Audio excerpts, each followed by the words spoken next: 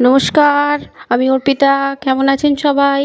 আশা করি সকলে খুব ভালো আছেন, সুস্থ আছেন। আর আমার ব্লগগুলো কেমন লাগছে জানাচ্ছেন না যে, একটু করে জানাবেন। আর আজকে চলে এসেছি বিপত্তারিণী পুজোর দিন, তাই চলুন বিপত্তারিণী পুজো সেলিব্রেট করা যাক। দুপুর 3টে বাজে, আমি চললাম মামি শাশুড়ির বাড়ি। ঠিক আছে, চলুন আপনাদের নিয়ে যাচ্ছি। আজকে পুজো হচ্ছে, সো একটু প্রণাম করে আসি, সে কারণে যাচ্ছি। চলে এসেছি মা বিপত্তারিণীর দর্শন করুন। এটা আমার মামি শাশুড়ির বাড়িতে পুজো হয়, আমাদের বাড়ির কাছেই উনি থাকেন।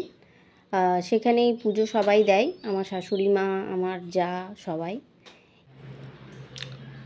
এটা আমার মামি শাশুড়ি, এদের ঘরেই পুজো হয়।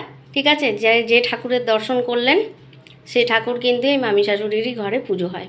ঠিক আছে, আর মামি শাশুড়ি আপনার এই পুজোটা কতদিনের হচ্ছে? তাও 5 বছরের হয়ে গেছে। আচ্ছা আচ্ছা, ঠিক আছে। ইনি হলেন আমার শাশুড়ি মা।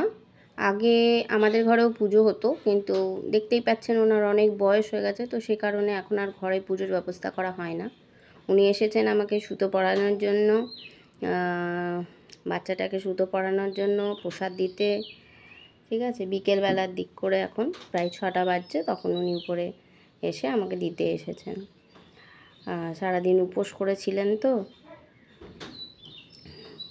এখন তো ওনারা তো পারেন না, কিন্তু তাও সকালের মঙ্গল কামনার্থে ওটা যেহেতু করে আসছেন, হয়তো যতদিন বেঁচে থাকবেন ততদিনই করবেন। এই হলো ঘটনা। যাই হোক, আপনারা কে কে বিপত্তারিণী পুজো করেন বা কে কে করেন না, সবই জানাবেন কমেন্টে। হোমের জ্বরটা একটু ছেড়েছে, আর মা প্রসাদ দিয়ে গেলেন। এই দেখুন আমাদের প্রসাদ, আপনারাও সকলে খান। চলুন বাই, দেখা হবে পরের একটি ব্লগে। ততদিন পর্যন্ত সকলে ভালো থাকবেন, সুস্থ থাকবেন, আর দেখতে থাকুন আমার ব্লগগুলি। ভালো লাগলে একটা লাইক আর একটা কমেন্ট করে দেবেন, আর যদি আরেকটু ভালো লাগে তাহলে একটু সাবস্ক্রাইব